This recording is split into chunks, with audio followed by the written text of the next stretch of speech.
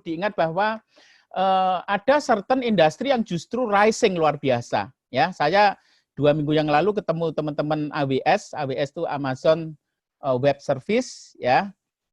Itu apa namanya, bisnis Amazon yang gede luar biasa.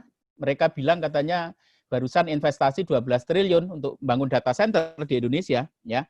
Karena bisnis cloud itu sekarang itu lagi growing, lagi tumbuh hebat-hebatnya justru, ya. Kenapa? Karena Bukalapak, ya, kemudian Tokopedia, ya, GoFood dan seterusnya.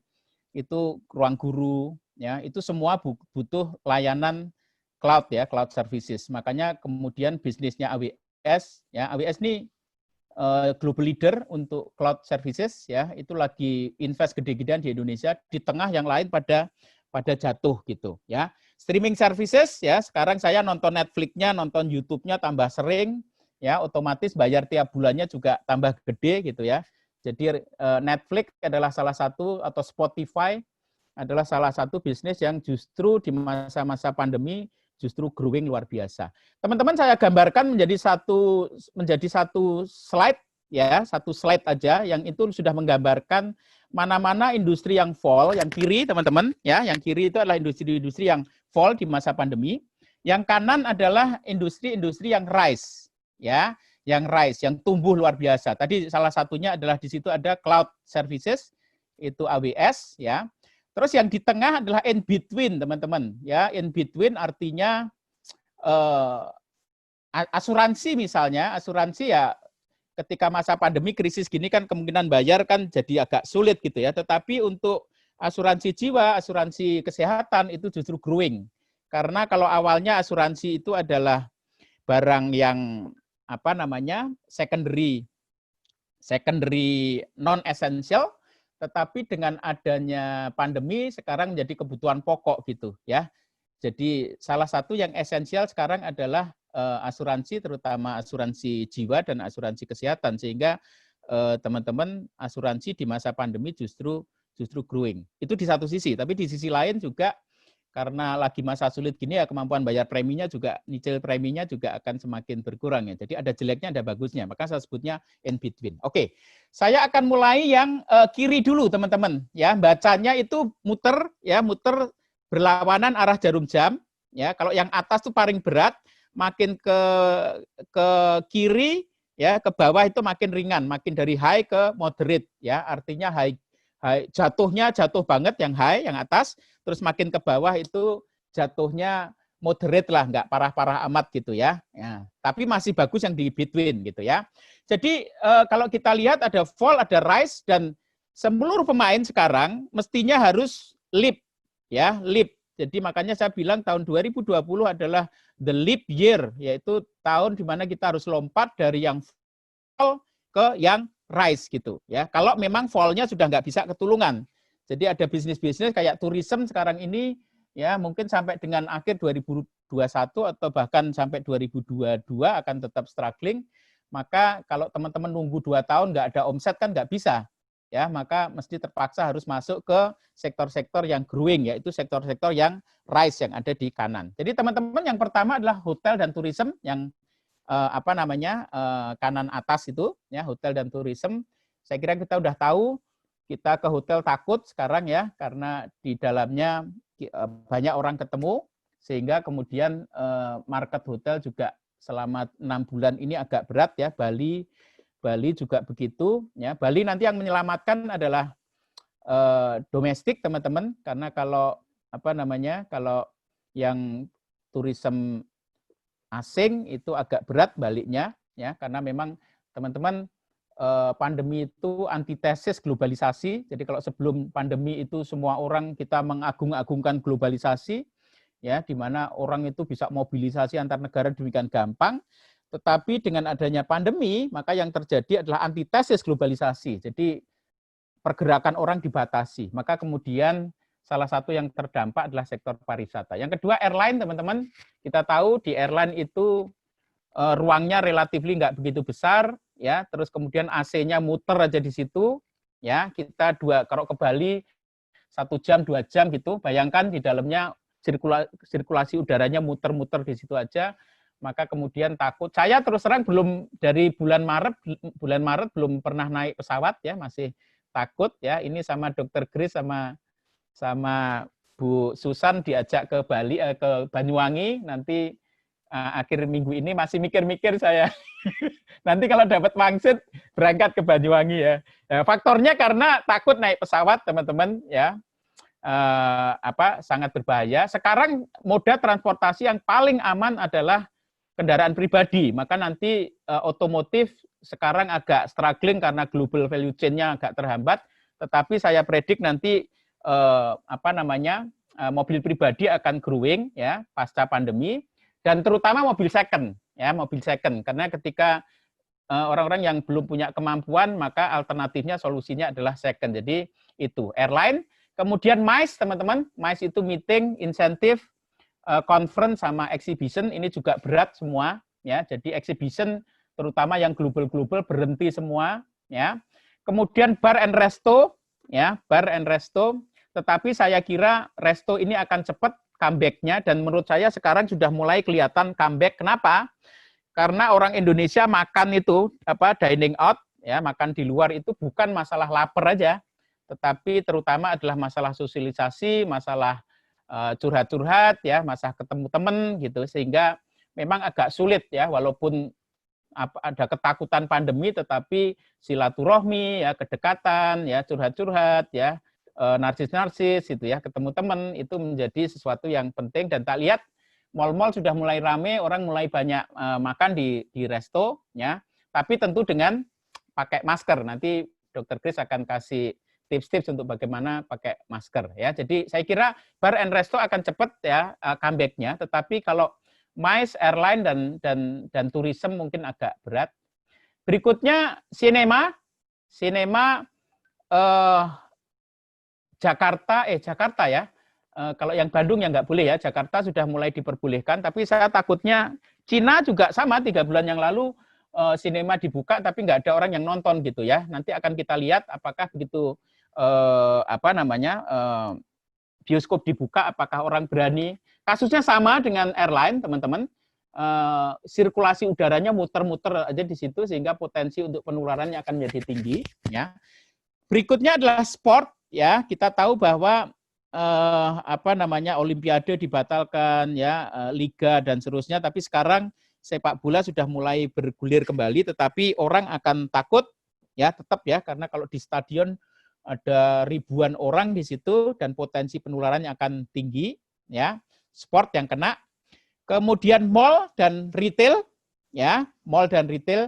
Mall saya kebetulan hampir tiap sehari seminggu bisa 3 kali saya ke MKG, karena ke MKG cukup 5 menit, saya sama kayak Bu Susan.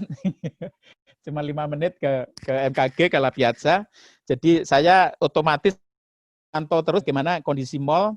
Ya, MKG mungkin sudah berapa ya? 60-70% lah ya. Jadi orang sudah mulai nyaman ke mall ya. Mall mungkin nggak separah airline karena ruangnya agak besar. Jadi saya lihat nanti comeback-nya mall akan relatif lebih cepat ya.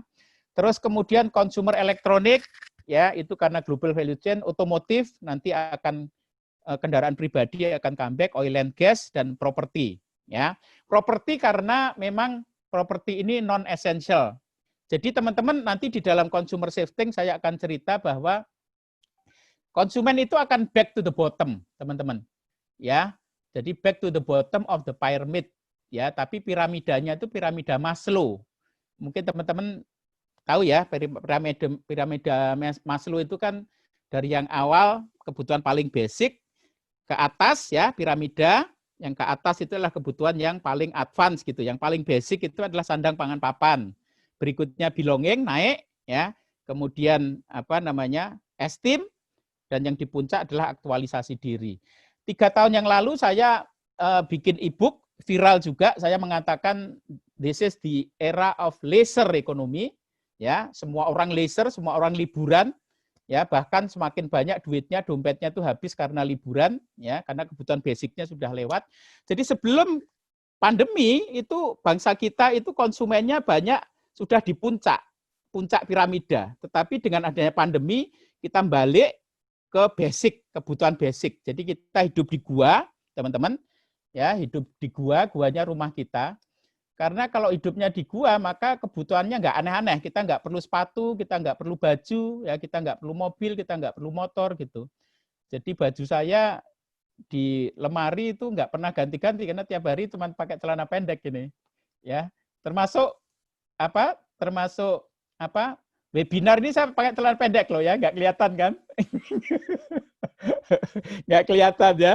Jadi baju yang bagus-bagus selama pandemi nggak dipakai ya, jadi kita nggak banyak beli hijab, kita nggak banyak beli sepatu, kita nggak banyak beli baju gitu ya. Jadi back to the bottom. Jadi konsumen bergeser kebutuhannya makan, minum, ya, kemudian tempat berteduh, ya, terus kemudian wifi penting, ya, termasuk insurans tadi itu, ya, basic, kebutuhan basic itu termasuk insurans, life insurance sama health insurance, terus kemudian juga wifi, ya, karena kalau nggak ada wifi kita nggak bisa webinar, jadi itu kebutuhan basic, ya. Nah, properti, ya, kenapa agak lama? Karena properti masuk ke dalam kebutuhan yang secondary dan karena melibatkan duit yang besar, teman-teman di masa pandemi, ya, apalagi diikuti dengan krisis, maka konsumen itu cenderung nggak spending, teman-teman. Ya, jadi kalau di dalam ekonomi keluarga itu pilarnya 4, ya, pilarnya 4. Yang pertama income, ya, di dalam keluarga itu household itu pilar ekonomi keluarga itu 4. Yang pertama adalah income, income itu gaji. Yang kedua adalah spending, spending itu belanja. Yang ketiga adalah saving, saving itu adalah kita nabung, ya. Terus kemudian yang terakhir adalah investing, ya. Kita sekarang yang lagi investing, yang lagi hot adalah emas. Ya, karena emas lagi naik terus ya, dolar juga takut juga sekarang, apalagi investasi di sektor real ya, startup segala macam agak menakutkan. Di masa pandemi, 4 pilar itu gimana? Ini kalau kita mau motret rumah tangga Indonesia, kita bisa motret dari 4 pilar itu. Kalau income kira-kira naik atau turun, teman-teman? Ya, kalau income karena ada layoff segala macam, jadi income itu kecenderungannya akan turun, ya. Terus kemudian spending, teman-teman, ya, karena masa-masa krisis gini, masa tidak menentu, teman-teman juga merasa nggak tahu nih nanti sebulan lagi, 2 bulan lagi tiba-tiba kena layoff segala macam, ya, maka kemudian mereka akan cenderung untuk tidak spending, ya. Jadi yang jadi masalahnya Pak Jokowi sekarang itu adalah karena kita ini nggak spending gitu. Pertama karena hidup di gua, kalau hidup di gua kebutuhannya nggak macam-macam maka kita mengurangi spending. Nggak cuman itu, ketika kondisi tidak nggak jelas seperti sekarang, maka orang akan cenderung jaga-jaga. Nanti kalau ada anggota keluarga kena COVID, ya, kita tahu obat mahal, rumah sakit mahal, maka duitnya itu banyak ditabung untuk jaga-jaga. So, income-nya akan cenderung turun, spending-nya akan turun, saving-nya gimana? Saving-nya akan cenderung naik. Ya, makanya sekarang bank-bank itu masih belum terasa, teman-teman. Ya, jadi bank-bank itu sekarang namanya DPK, ya, dana pihak ketiga. Atau kalau orang bank nyebutnya funding. Funding itu tabungan atau deposito itu justru naik. Jadi cadangan duit di bank itu sekarang justru lagi bagus gitu. Tapi bank itu, makanya bank saya masukkan di tengah itu, in between.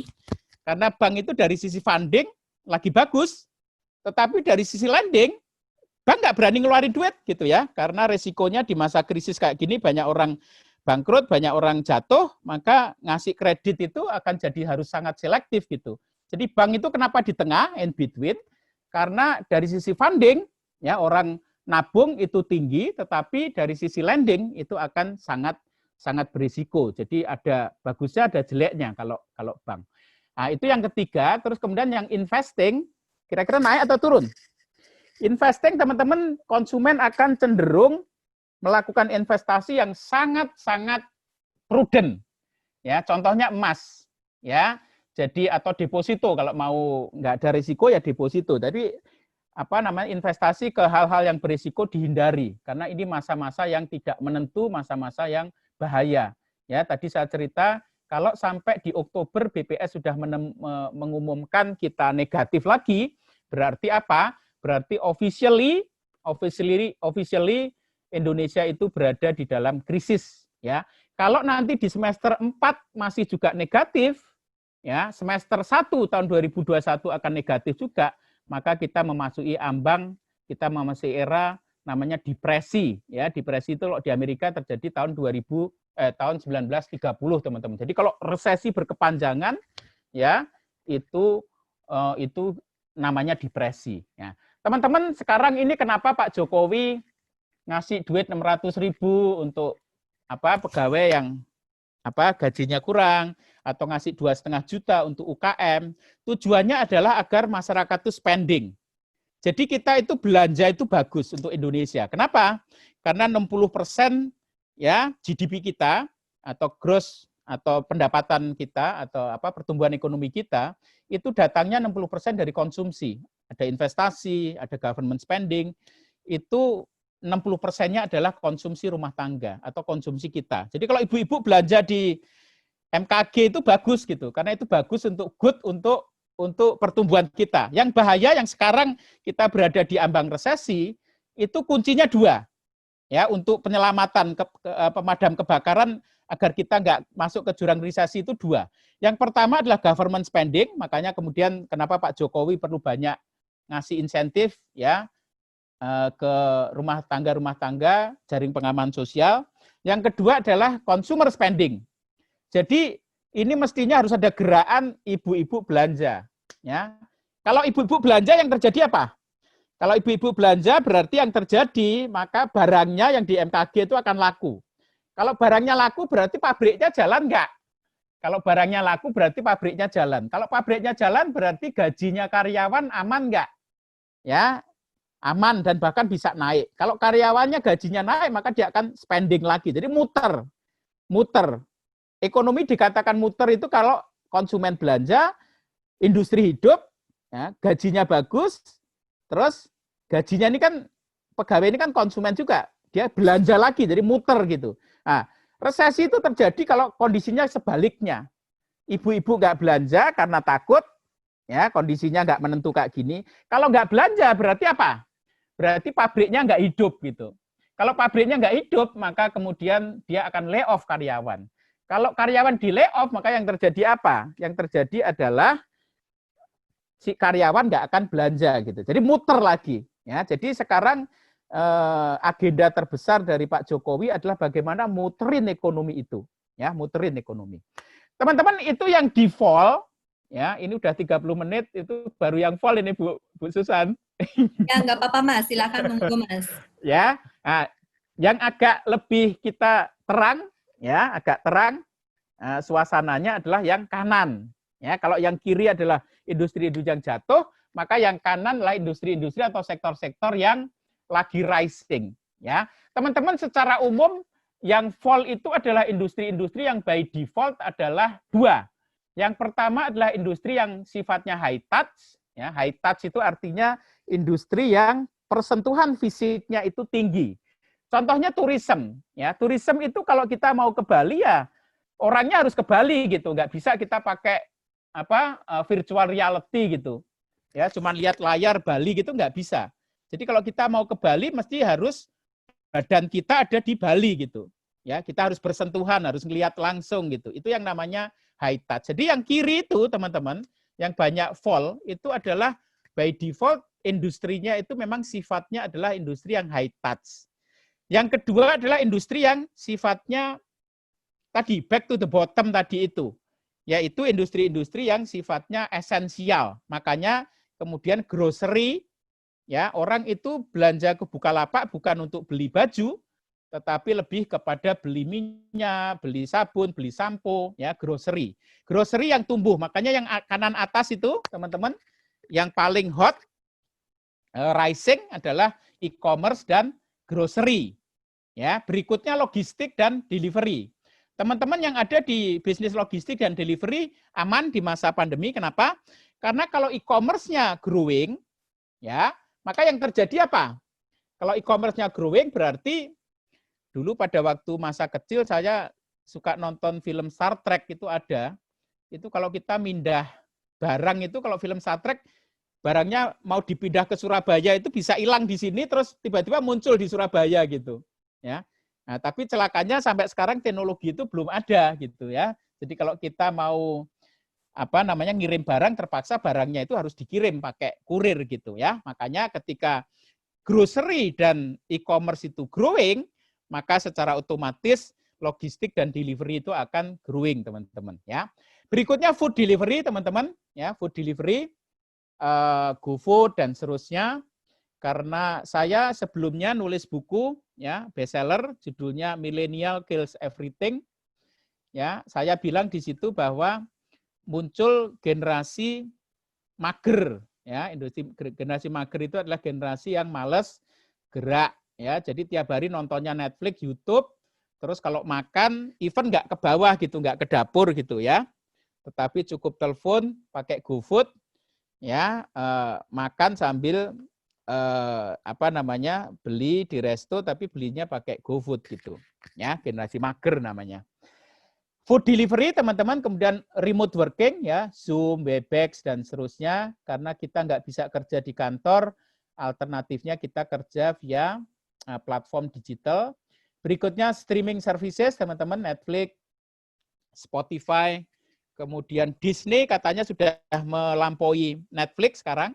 Ya, Disney itu awalnya cuma bikin film, tetapi sekarang dia mendistribusikannya juga ya via platform digital, dan saya barusan dengar 2 minggu yang lalu katanya Disney sudah melampaui Netflix ya, volume bisnisnya luar biasa. Kemudian streaming services itu, kemudian media and telco ya. Jadi itu paling kelihatan kalau di WA Group ya. Sebelum pandemi WA Group percakapannya 100 gitu, tiba-tiba begitu pandemi 1000 gitu ya, sehari 1000 gitu. Jadi orang ini banyak nganggur, maka yang dilakukan adalah banyak nganggur dan resah, makanya banyak curhat ya, maka isinya WA Group isinya makin banyak gitu ya. Jadi konsumsi media dan telekomunikasi menjadi tinggi. Berikutnya online learning, teman-teman. Online learning juga sustainable di masa pandemi karena ruang guru ya, Genius dan seterusnya sekarang justru jadi growing ya. Kemudian cloud services, teman-teman. Tadi saya cerita AWS contohnya ya, contohnya Amazon Web Service. Kemudian ini industrinya Dr. Grace ini telemedicine sama farma ya. Jadi farma agak sulit, teman-teman, karena ternyata farmasi kita itu 90% bahan baku obat itu datangnya dari Cina sama India.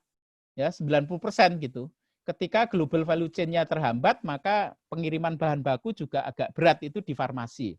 Tetapi di telemedicine, ini telemedicine sebelum pandemi adalah industri yang merangkak ya, karena orang masih ke rumah sakit ya, ke dokter ngapain harus pakai telemedicine, tetapi sekarang karena takut ke dokter sama takut ke rumah sakit, maka mereka kemudian pakai platform digital. Maka kemudian Halodoc, saya ramalkan nanti the next unicorn ya, kalau nggak datang dari online learning yaitu ruang guru, atau bisa jadi the next unicorn itu akan datang dari telemedicine ya, bisa Halodoc, bisa Halodoc dokter, atau bisa juga klik dokter punyanya Kalbe ya. Kemudian cleaning service, home fitness dan seterusnya. Yang tengah, teman-teman, itu in between. Ada education, ada banking, ada agriculture, kemudian manufacturing dan